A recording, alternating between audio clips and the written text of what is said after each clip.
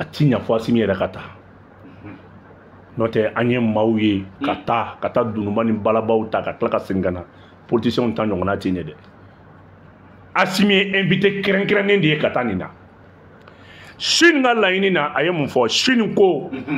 k'a bɛ fɛ ka partenariat kɛ ni Afrique ye kɛrɛnkɛrɛnnenya la Afrique worodugu enfant n'o ye Afrique de l'Ouest et Corée enfant n'o ye Afrique de l'Ouest k'a bɛ fɛ ka baara kɛ ni o ye donc a bɛ fɛ ka don k'i implanter Asimi bɛ ka taale pour 6 à 5 raisons kunba 4 5 Asimi bɛ ka taale o kama c'est une opportunité a fɔlɔfɔlɔ ye mun ye yanni n ka don kun na an bɛ waati min na ko bi le Mali n'est marié à personne il n'a pas comme le dit son excellence colonel Ablaye Diop Mali furusilen tɛ mɔgɔ si ma le Mali est libre de sa diplomatie de son partenariat le Mali est libre de choisir son partenaire et son ami fɔlɔfɔlɔ an tun bɛ karikan dɔ de kɔnɔ ni faransi ni minnu tɛ ɲɔgɔn kan fɔ ou bien domaine dɔ bɛ yen i bɛ taa fu de la parce que o domaine bɛɛ saturé kun don faransiw ni amérikiw ni dugu wɛrɛw bolo o bɛɛ de ye nkalon ye a fɔlɔfɔlɔ ye mun ye son excellence colonel Assimi Goïta a bɛ ka taale kun fɔlɔ kama o ye sécurité ni défense o sécurité ni défense kɔnɔna la kuma bɛ taa boli kuma damadɔ kan chinois ka minɛn caman de b'an bolo ni ye Norengo ta k'a lajɛ a marifa ale ni a blindé VP11 ye marque chinoise de Norengo an bɛ taa kuma coopération jumɛn bɛ se ka kɛ ka minɛn modèle kura wɛrɛw di ale ni blindé kura minnu kan ka di Mali finitigilakaw ma barisabula fɛn dɔ ko bɛ Asimi kɔnɔ a ti ɲa abada fini partenaire baw ka ɲɔgɔn sɔrɔ o fɛn fɔlɔfɔlɔ ye mun ye Asimi bɛ fɛ Mali frontière 7 bɛɛ ka base belebeleba kelen sigi a bɛɛ la pas des camps pas maintenant des postes mais une base réelle digne de son nom qui répond toutes les commodités d'une base Asimi ka ambition fɔlɔfɔlɔ filɛ nin Mali donda 7 k'a bɛɛ kɛ ceinture k'a bɛɛ sɔgɔ k'a tile minɛ a bolo o ti ɲa abada fo k'a sɔrɔ i ka taa i ni puissance wɛrɛw ka baara kɛ bi diɲɛ bɛ ka bila contexte wɛrɛ de kɔnɔ aw kun bolo ko minnu ye puissance baw ye tiɲɛ tɛ o puissance baw ka puissance bɛ ka dɔgɔya émergence bɛ dugu wɛrɛw de bolo ka yɛlɛ ka ɲɛta kura sɔrɔ donc nin b'a yira k'a fɔ ko le Mali n'est pas isolé sur le plan diplomatique caman b'a fɔ ko Mali bɛ ka yɛrɛ isolé nin kuma b'a yira k'a fɔ ko c'est pas vrai le Mali est en train de changer de partenaire mais le Mali n'est pas isolé Asimi ka nin tagali bɛ taa opportunité wɛrɛ de dayɛlɛ Mali ni farafinna dugu wɛrɛ cɛ mais Mali ni Chine cɛ défense ni sécurité kan kɛlɛkɛminɛn ko ani kɛlɛkɛmoyen ko Chinois ka système fila bɛ yen min bɛ Mali dɛmɛ kosɛbɛ a fɔlɔfɔlɔ ye mun ye an b'a fɔ ko vidéo surveillance o fana tɛ satellite ye dɛ o ye ka moyen de kɛ à travers les caméras ka dugu i b'a fɔ dugu bɛɛ bɛ surveiller ni caméraw de k'a jɔ jamana la donc policiers ni gendarmes bɛ baara kɛ n'o surveillance de fɛn o fɛn bɛ kɛ a ma se bilen ka téléphone ta ka polisi wele bɛ ka gendarme wele o installation minɛnw Chine de forlen don la kosɛbɛ kosɛbɛ k'i n'a fɔ i bɛ caméra de surveillance min k'i ka da la filanan ye mun ye an b'a fɔ ma ko navigation des satellites o ye mun ye Mali kɛlɛ sera yɔrɔ min ma drone ko a bɛ yɛlɛn o fana sanfɛ fo ka satellite dɔ da an ma min bɛ an ka fɛn bɛɛ vérifier k'a lajɛ satellite dɔrɔn tɛ surveillance dɔrɔn satellite ye hali kunnafoni b'a la kuma dɔw la RFI ni France 24 ni ko dɔ bɛ Mali la sisan u bɛ Burundi su image ta k'o kɛ Mali reportage kɔrɔ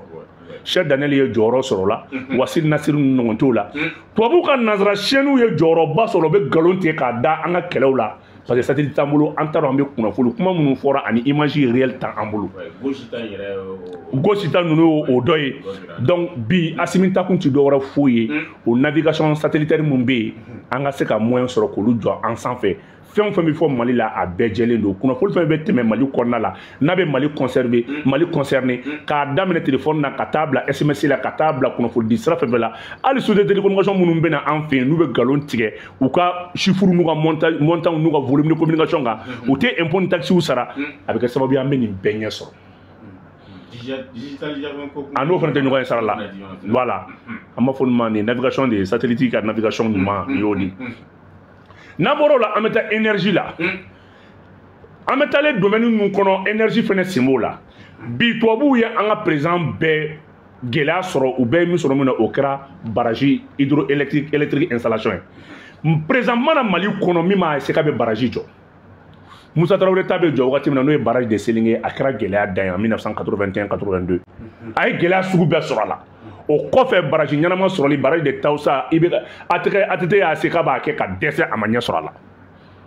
donc munna pasabula walasa ka se ka développer industriellement il faut k'i ka énergie ɲɛnama sɔrɔ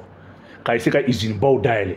donc Mali yɛrɛ ka consommation bɛ bɛn Mali duw de ma c'est normalement n'i y'a jateminɛ k'a lajɛ ko Mali dirigeant ɲɛnamaw kun b'an kunna Mali man ka courant tigɛ yɛrɛ dɔn 500 mégas Mali consommation nationale bɛɛ y'o ye 500 mégas o 500 mégas entreprise dɔ ka consommation yɛrɛ bɛrɛ t'o n'o cɛ donc yan'an ka se nucléaire ma fɔlɔ centrale civile ma kɔnɔ bi barrage hydroélectrique de bɛna jɔ Mali tɛmɛnen don ni baboloba fila de baboloba min t'i jɔ fo kilomètre 400 ani kɔ donc à chaque 250 km 300 km on peut faire un mini barrage donc o baara chinois labɛnnen don o baara kɛli kama sabanan ye mun ye nɛgɛsira n'o ye arayi ye ka bɔ yan ka taa Guinée ka bɔ yan ka taa Sénégal o baara tɔ filanan o ye Chine ni Russie bɛna jɛ k'i tɛgɛ ɲɔgɔn ma o la ka bɔ yen fɛnɛ tuguni ka nɛgɛsira da ka bɔ Mali courant fan fɛ ka taa fo Niger o fɛnɛ baaraw fɛnɛ bolo bololali baaraw b'a kɔnɔ n'an bɔra o kɔnɔna la an ta kalanbolo sira fɛ en tant que an ma bɔ tubabuw ka système kɔnɔna la i bɛ Mali cadre fɛn fɛn la fɛn fɛn ye sonyali kɛ miliyari 1 miliyari 2 a bɛɛ ye kalan kɛ nanzara la a caman ye kalan kɛ nanzara la i b'a cadre jateminɛ chaque fois i bɛ taa sɔrɔ u ka répertoire bɛ tubabuw bolo olu de bɛ marché sous-traité u ka société n'u ka entreprise ma donc il est temps que an ka formation cogoya yɛlɛma an ka formation supérieure surtout an ka kalan taabolo an k'o yɛlɛma n'o bɔra an ka système éducatif k'o bɔ ka bɔ mun na première année deuxième année fo ka taa bila nin na u ka dabila formation modulaire ni formation professionnelle ka dayɛlɛ université jɔba in tɛ koyi école secondaire jɔba in tɛ mais on a besoin des centres de formation professionnelle chinois sudalen don o la maa si kana kɛ k'i ma se ka kalan ɲɛ k'i bɛ kɛ dennangolo ou bien i bɛ kɛ fɛn na filili n'i ma se ka école ɲɛ i ka se i bolo ka